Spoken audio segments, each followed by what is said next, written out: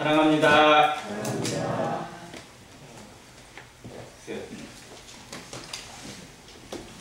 여러 가지 일이 좀 많이 겹치다 보니 피곤하기도 하고 또 마음에 심란함도 없지 않아 있는 것 같습니다. 나이에 뭐 상관없이 사람의 죽음은 누구에게나 슬픔이 되겠지만 좀 너무 아쉬운 나이에 돌아가신 분을 조문하면서 삶의 어떤 그런 모습, 가치, 또 우리들에게 이 땅을 살게 하는 그 기회에 대해서 한번 생각하는 그런 마음이 들었습니다. 더욱 세월을 아끼는 마음으로 살아가야 될 분명한 목표가 우리에게 있고 또 하나님이 만드신 일이 있다는 것, 하나님께서 우리의 시간을 통해서 우리의 에너지와 우리의 지혜를 통해서 하나님이 받으실 만한 것이 있다는 것이 얼마나 감사한지 생각이 좀 들었습니다. 오늘 구약 인물 공부하는 시간인데요. 지금 익숙한 이름일 것 같고 교재도 여러 번 나눴던 인물일 것 같긴 합니다. 오늘 갈렙이라는 사람에 대해서 같이 나눠보기로 합니다. 갈렙은 제가 갈렙을 딱 떠올리면서 듣는 사자성어가 하나 있어요. 갈렙 하면 딱 맞는, 그에게 딱 적합한 사자성어가 이거라고 생각이 되는데 초지일관입니다. 누구나 다 초지일관하고 싶긴 하지만 또 그게 뜻대로 되지 않는 경우를 많이 보거든요. 성경의 인물들도 꼭 그렇게 구분을 할 필요는 없겠지만 초지일관한 신앙의 모습을 보여준 사람이 있는가 하면 반대는 뭐라고 표시할까요? 초지일관의 반대. 용두삼이 뭐 이 정도가 되겠죠. 아무튼 잘 나가다가 끝이 좀 좋지 않은 그런 모습들을 보이는 그런 사람들도 성경에 의외로 많이 나옵니다. 한번 제가 구분을 해봤어요. 초지일관한 신앙을 보여준 사람이 누가 있을까? 물론 갈렙이 있고요. 또 다윗 이런 사람도 있고 또 다니엘 그리고 사도 바울이나 요한 이런 사람도 초지일관한 그런 신앙의 모습을 끝까지 보여준 사람으로 기록되고 있습니다. 반면에 우리에게 또 어떤 경고를 주고 있는 용두삼이의 모습을 보여준 사람들이 또 있는데 사울 왕이 있겠죠. 가장 대표적인 사람이기도 하고 또 우시야 왕이라는 왕도 있습니다. 우시야 왕은 유다 왕의 열제 중에서 상당히 오랜 시간 동안 왕위에 있었던 그리고 또 되게 번성기를 누렸던 왕이긴 했는데 막판이 너무 안 좋아요. 마지막에 문둥병이 걸려서 열왕의 묘실에도 못 들어가는 부끄러움을 남기기도 했습니다. 이 사람을 저는 좀 고민을 했는데 저는 히스기야도 이 모습이라고 생각이 들어요. 마지막이 너무 안 좋아요. 그런 의미에서. 이건 히스기야는 선한 왕으로 성경이 기록하고 있지만 그의 막판에 보여준 모습은 정말로 너무 아쉽다라는 생각이 듭니다. 그리고 신약의 인물 중엔 데마라는 제자가 있습니다.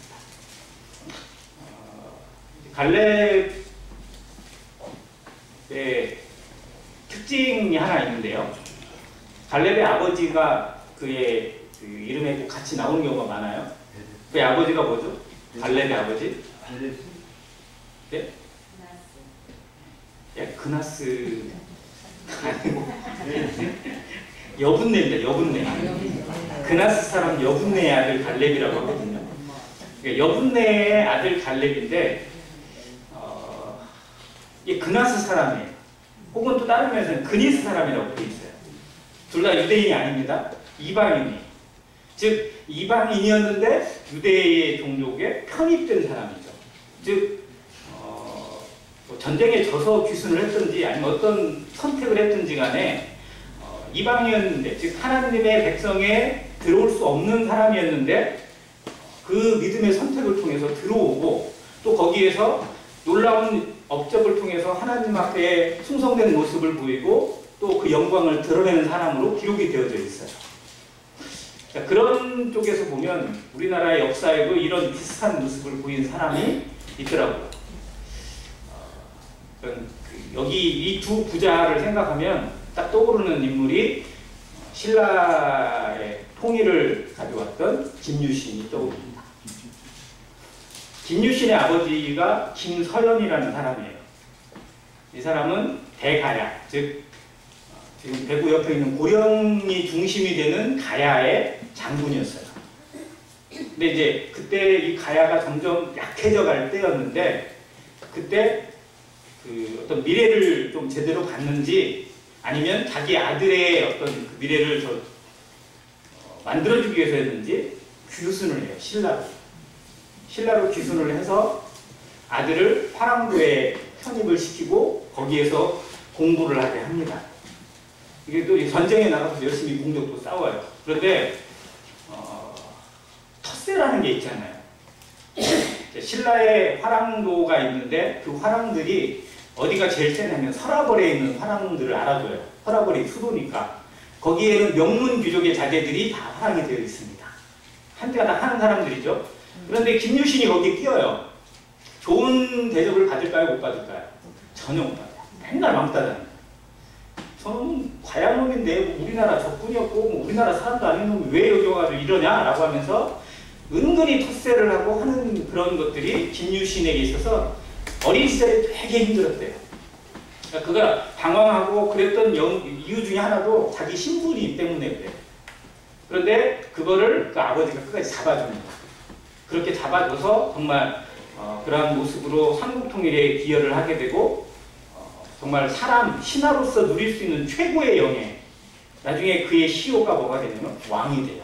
홍무대왕이라는 왕의 시호를 받는, 신하 중에 최고의 시호를 받는 그런 사람으로 남게 됩니다. 그런데 갈렙도 처음에 자기가 그나스 사람, 이방 족속으로 들어와 있어요. 유다 족속에 편입되어 있긴 하지만 아마 좋은 시선을 받지는 못했을 것 같아요. 이 사람들은 팔이 안으로 굽는다고 자기와 좀 뭔가 좀 다른 그런 신분이랄지 민족이랄지 이런 걸 갖고 있으면 그냥 왠지 비교하고 또 괜히 시기하고 또 무시하고 이런 경우 늘 보거든요.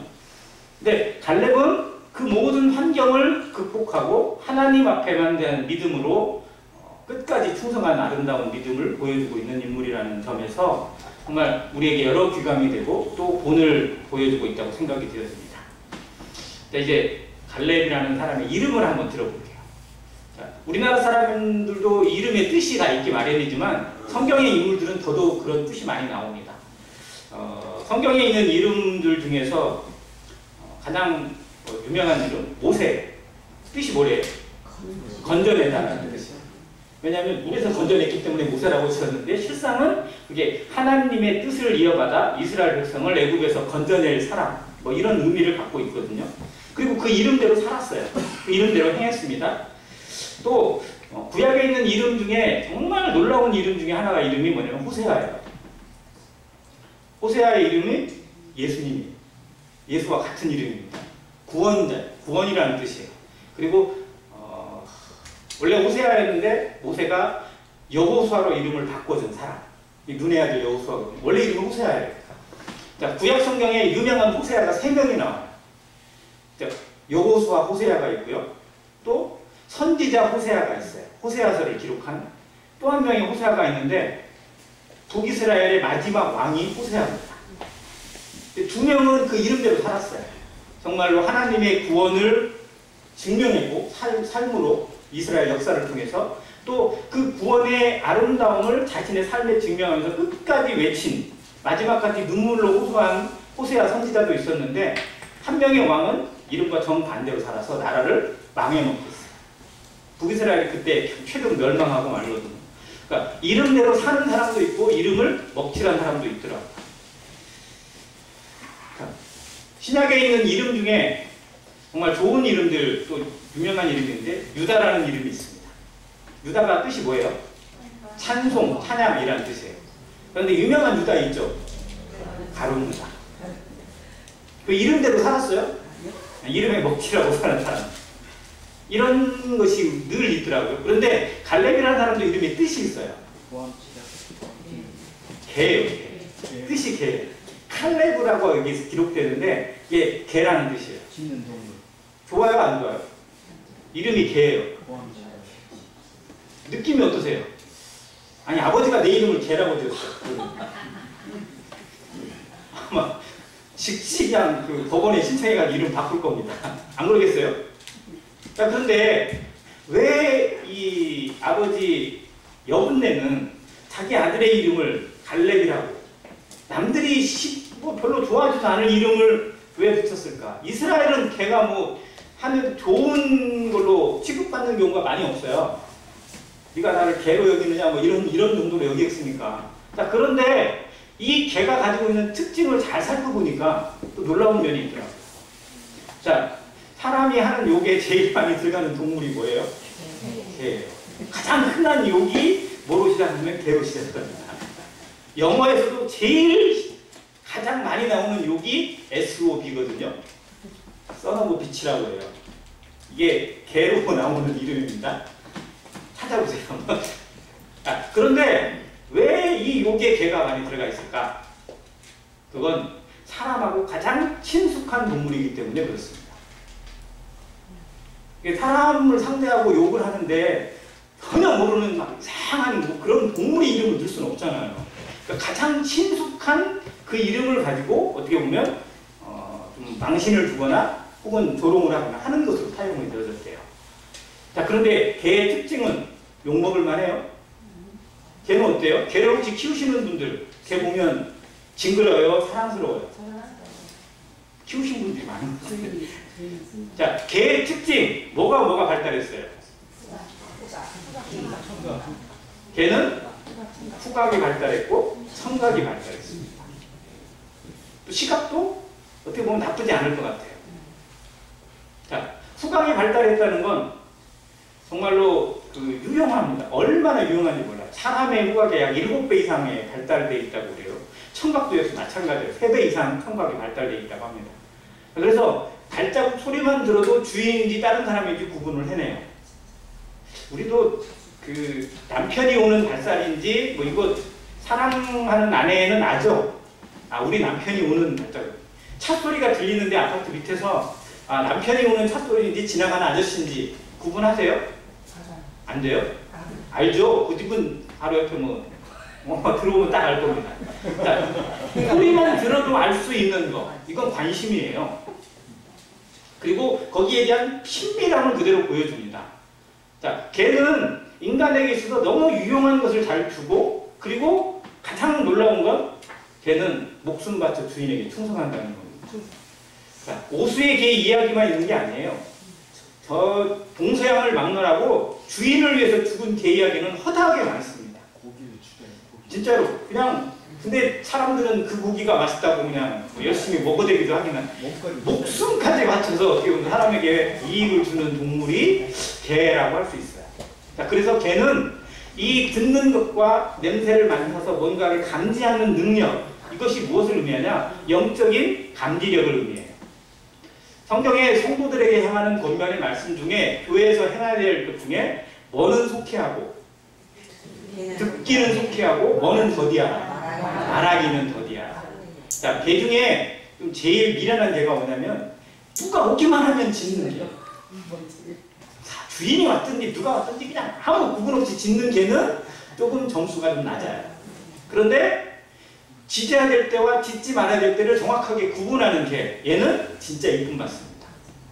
근데 여기서 말하는 이 개는 뭐냐면요, 짖어야 할 때와 짖지 말라고 가만히 꼬리를 흔들어야 될 때를 정확하게 구분하는 개.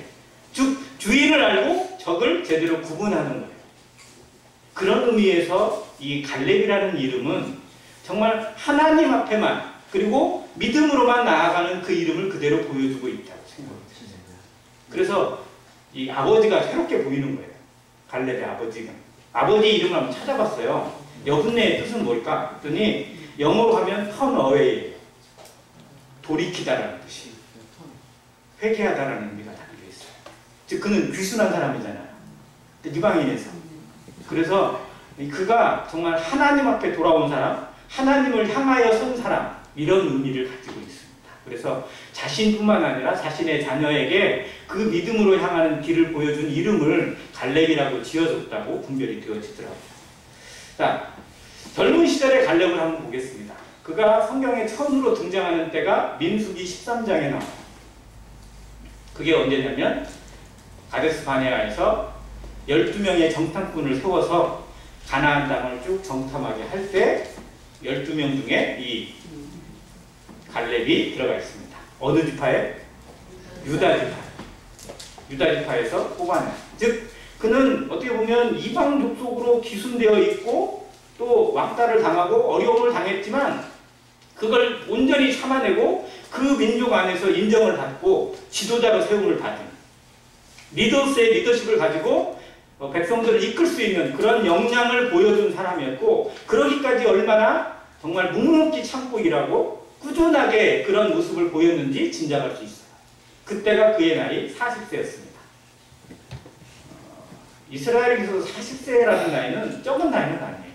그런데 아무튼 그때 두각을 나타내고 그 정탐꾼의 일을 40일 동안 행하고 돌아옵니다. 근데 그 돌아오고 나서 정반대의 상황이 벌어지죠. 갈렙은 너무 좋은 땅이다. 정말 하나님 주신 최고의 땅이다. 축복의 땅이다. 우리 빨리 가서 정복하자. 라고 강력하게 이야기를 합니다. 반면 10명의 정탐꾼은 정반대의 이야기를 하죠. 저 땅은 그들이 들고 왔잖아요. 뭐를 들고 왔어요?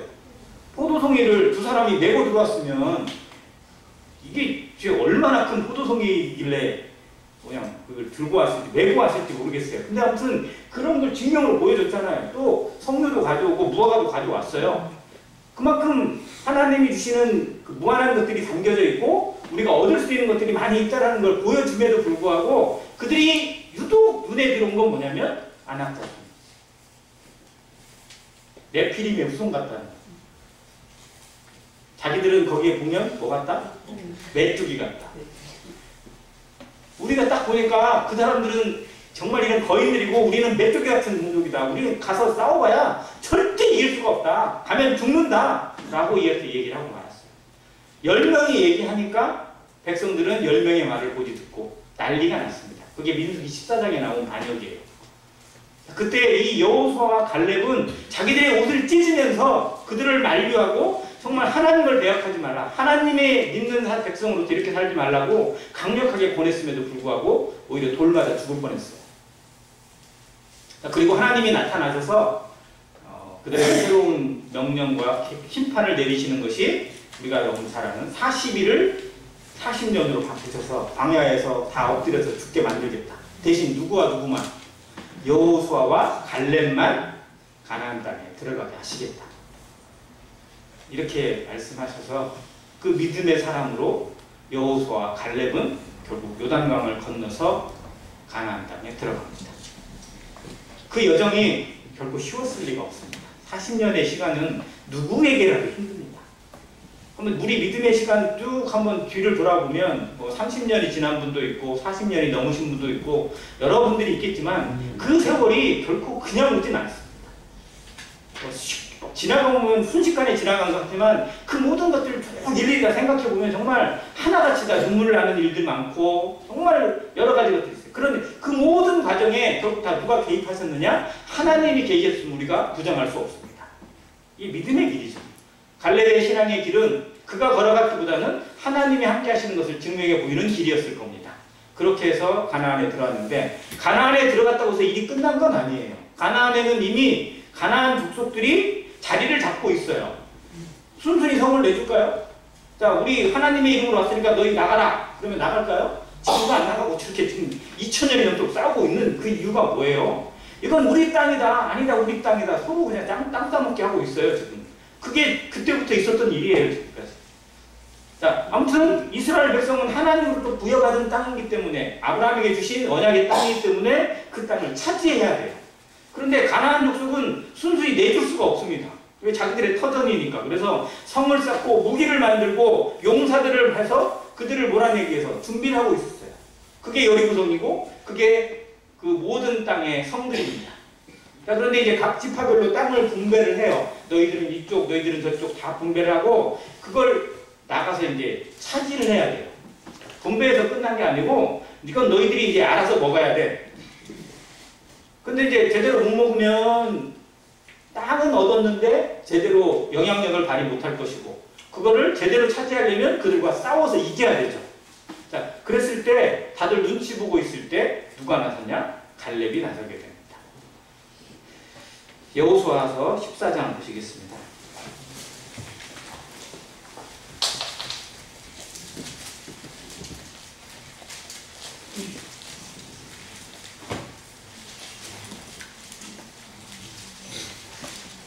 여호수아 14장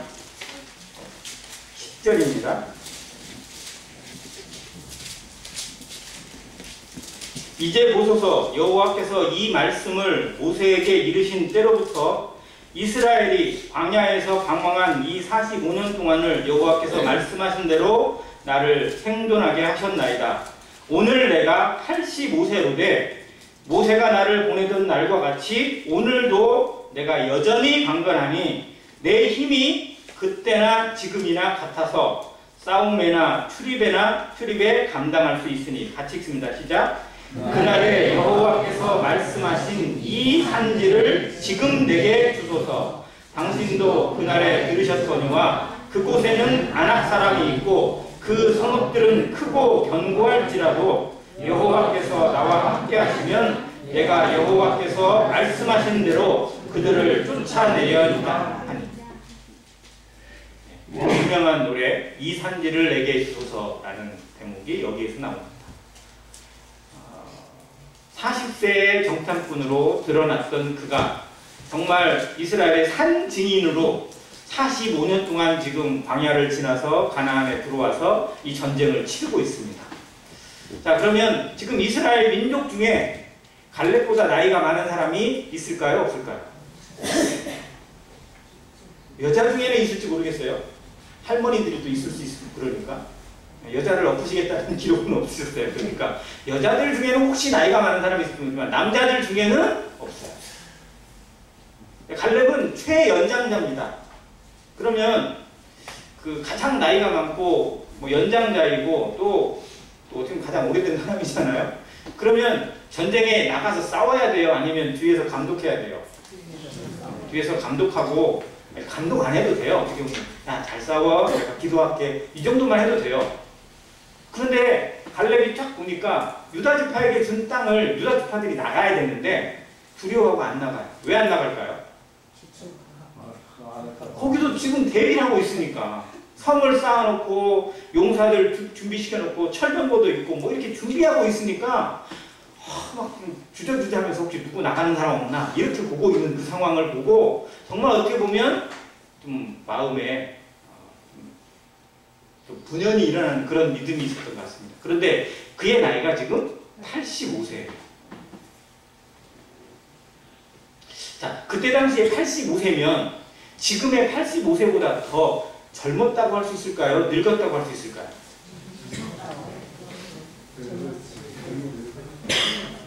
늙었다고 해야 될까요? 젊었다고 해야 될까요?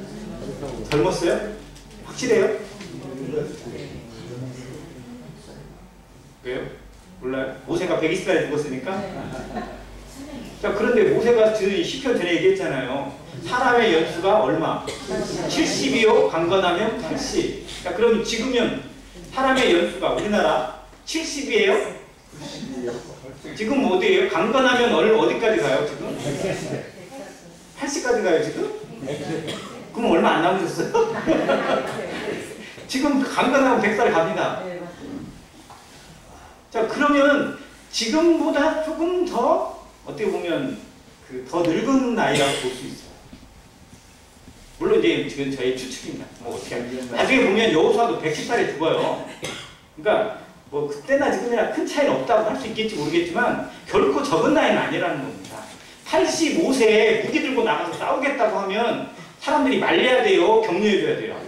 말려야 정상이죠. 그런데 이 갈렙은 자신이 먼저 본을 보이겠다는 거예요. 내게 주신 땅을 내가 제일 먼저 차지하겠다. 내가 먼저 본을 보이고 내가 이것에 대해서 내 삶을 드리겠다라고 나섰어요.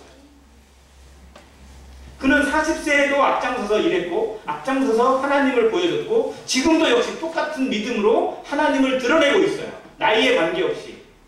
그때도 이게 뭐라고 얘기냐면요. 지금 내가 85세로 돼 모세가 나를 보내던 날과 같이 오늘도 내가 여전히 강건하다고 말하고 있습니다. 아니 어떻게 40살하고 89살이 몸이 똑같을 수 있어요? 어떻게 말이 안 되잖아요. 그런데 정신력은 오히려 더 젊어진 것 같아요. 몸보다 더 정신이 건강해진 사람. 이 몸의 육신보다 오히려 더 마음이 더 강건해져서 하나님의 일을 감당하겠다고 나서는 어떤 용기를 가지고 있는 사람의 모습. 이 사람이 갈렙입니다. 자, 그를 통해서 우리는 정말 그가 이 헤브론을 얻게 되고 그 땅을 차지하게 되고 아낙 자손을 이길 수 있는 그 힘의 근원, 그 능력의 근원이 어디에 있는지 우리는 너무 쉽게 생각을 해요. 나가면 이기는 걸로 생각을 하고 믿음으로 갔으니까 이겼겠지 생각을 합니다. 그런데 왜 다른 사람들은 못 갔냐고요? 왜 다른 지파들은 못했냐고요? 이 여호수아가 끝나고 나서 나오는 성경이 사사기입니다. 사사기 1장과 2장을 읽다 보면요, 답답함이 계속 나와요. 어디 민족, 어디 지파들은 어디를 맡았어요? 그런데 갔더니 거기에 철병거가 있으므로 점령을 못해요. 그럼 어떻게 돼요? 그들하고 공존하는 거예요, 거기서. 그러다 보니 이방의 신들이 그냥 들어오고 그들과 연혼하게 되고 그들에게 섞이게 되고 하는 일들이 계속 일어나면서 그들의 신앙을 잃어버리게 되고 하나님을 잃어버리게 된 일들이 사사기에 계속 나오는 겁니다. 신앙은 분리해요. 결단해야 돼요. 근데 결단이 얼마나 어려운지 우린 다시 한번 생각해야 됩니다. 세상과 분리된 삶을 살아야 된다고 늘 이야기하지만, 그것이 믿음이라고 말하지만 우리 세상과 정말 분리된 삶을 살고 있나요? 하루하루 생각해 보세요. 순간순간을 돌아보면 얼마나 세상과 섞여 살고 있고 세상의 것을 탐하고 있는지 우리 스스로 하나님 앞에 정직하게 볼 수밖에 없어요. 분리되는 것이 얼마나 어려운지 알아야 됩니다. 교회의 이름으로 살아가고 성도라는 이름으로 사는 것이 그냥 이론으로 되는 게 아니라, 마음으로 되는 게 아니라 얼마나 많은 치열함 속에서 이루어지는 것인지 생각해야 돼요. 갈렙이 그냥 갈렙으로 남은 게 아니라 그의 지파들이 그렇게 영광을 얻게 된 것이 그냥 우연이 된 게 아니라는 겁니다. 그 치열함 속에서 얼마나 많은 엎드림이 있었고 얼마나 많은 순종이 있었는지 우리 삶에서 체득해 가야 돼요. 하루하루가 그러한 삶으로 체득되어질 때 나의 변화가 이루어지고 그 변화 속에서 하나님의 영광이 나타나고 그걸 통해서 하나님이 일하시는 걸 경험할 수 있는 것이지, 어제와 똑같은 오늘을 살면서 뭔가가 바뀌길 바라고 뭔가가 이루어지길 바란다면 그건 속이는 겁니다. 그래서 갈렙의 신앙은 결코 하루아침에 이루어진 것이 아니라는 것을 늘 기억하고, 어쩌면 최고로 안 좋은 환경, 남들에게 손가락질 받고 남들에게 무시받고 그런 환경 속에서 오히려 더 하나님을 간절히 찾았던 믿음으로 그가 하나님과 함께 일하는 자가 되고 하나님의 영광을 드러내는 자가 될 수 있었을 것이다 라고 생각하게 됩니다. 자, 갈렙을 보면서 세 가지 부분을 생각합니다. 갈렙은 이러한 사람입니다. 이러한 신앙인입니다. 첫 번째는 가장 아름다운 동역자가 됩니다. 자, 당시에 이스라엘을 지도하는 이스라엘의 리더는 누구예요? 여호수아입니다. 자, 여호수아의 옆에서 가장 잘 도와준 사람이 누구예요? 갈렙이에요. 자, 그런데 갈렙은 여호수아보다 나이가 많다 적다? 많습니다. 더 연장자예요. 그러면 그 나이로, 그 연륜으로 또 자기, 여호수아는 에브라임 지파예요. 갈렙은 유다 지파예요. 어디가 쪽수가 많아요? 유다 지파가 더 많아요. 물론 에브라임 지파도 어떻게 보면 리더 지파 중에 하나였지만 유다 지파가 제일 많아요. 그러니까 뭘로 따져도 하나님이 주신 그 리더십의 어떤 그런 모세가 내려준 리더십의 계급은 여호수아에게 있지만, 인간적인 것으로 생각할 때 갈렙이 나도 있는데 뭐 이런 생각을 가질 수 있어요. 그런데 갈렙은 그런 모습이 전혀 나타나지 않습니다. 온전하게 돕는 역할의 모습을 통해서 진정한 동역자의 모습으로 철저하게, 나이가 85세인데도 그 앞에 엎드려서 정말 나에게 먼저 달라고, 내가 본을 보여서 나가겠다고 먼저 본을 보이는 모습으로 나갑니다. 진정한 동역자는 어떤 나의 위치나 다른 사람과의 위치를 따지지 않고 하나님이 주신 권위 아래서 최선의 모습을 찾아가는 것입니다. 이것이 교회에 정말 필요한 거고 교회의 성도들에게 하나됨을 힘써 지키는 비결이 이런 모습이 아닐까 생각이 되어지는 본을 보여줍니다. 두 번째는 누구만 의지하고 나아가요? 하나님만 의지합니다. 그가 했던 말이에요. 그곳에는 아낙 사람이 있고 그 성읍들은 크고 견고할지라도. 좀 기왕 고를 거면 어떠세요? 뭔가를 골라야 돼요. 내가 예를 들어서 지금 보니까 그 군인들 나와가지고 뭐 참호 격투하고 녹지 이런 거 보신 적 있어요? 막 군인들 중에 누가 용사냐 막 해가지고 막 어디 부대별로 해가지고요 특수부대들 막 쫙 뽑아가지고 뭐 하는 게 있더라고요. 전에 남자들인데 지금 여자들이에요. 이제. 근데 참호 격투가 있어요. 여기 물 다 담겨있는 참호 속에 들어가서 그 사람을 끄집어내야 이기는 거예요. 근데 2대2로 하는 게 있어요. 2대2로. 2명이 들어가고 2명이 들어와요. 그러면 1대1로 어쨌든 싸워야 될 거 아니에요. 자, 그러면 내가 여기 들어갔어요. 저기 중에 골라야 돼. 누구 싸울 건지. 그러면 어떤 사람을 골라서 싸워요? 그나마 좀 작은 사람. 그나마 내가 좀 비벼볼 만한 사람이라 하지. 아, 내가 희생을 해야겠다. 그래서 내가 쟤랑 끝까지 버티고 내 편이 쟤를 이기면 이길 수 있다. 이런 희생 정신을 하지 않거든요. 내가 그나마 해볼 만한 사람이 누구인지 이걸 해요. 그러니까 갈렙도 기왕 고를 때 크고 견고하고 거인이 뜨는 것보다는 그나마 좀 보통 사람들이 있고 좀 이겨볼 만한데 생각해 볼 만한데 가서 하는 게 더 맞지 않나요? 그게 지혜로운 거 아니에요? 근데 해필이면 왜 아낙 자손이 버티고 있고 견고하고 큰 성이 있는 이곳을 찾아가냐고요. 누구를 의지하고? 하나님만 의지하고 갔기 때문에. 거기서 이렇게 합니다. 여호와께서 나와 함께 하시면 내가 여호와의 말씀하신 대로 그들을 쫓아내리리다. 하나님이 내게 주신 것이죠. 이 성읍은 하나님이 내게 주신 것이고 내게 주신 것은 내 손으로 내 발로 다 밟게 하신다고 약속해 주셨다라고 믿고 있습니다. 믿음의 능력, 오직 의인은 믿음으로 산다고 하는 것을 직접 보여준 사람이 갈렙이라는 겁니다.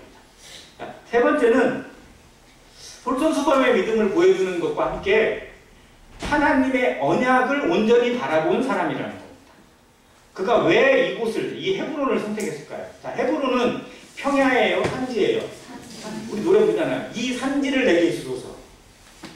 자, 그 갈렙의 후예들, 한 2대나 3대 후예에 있는 후예들 중에 조금 좀 말하는 놈이 아마 그랬어요.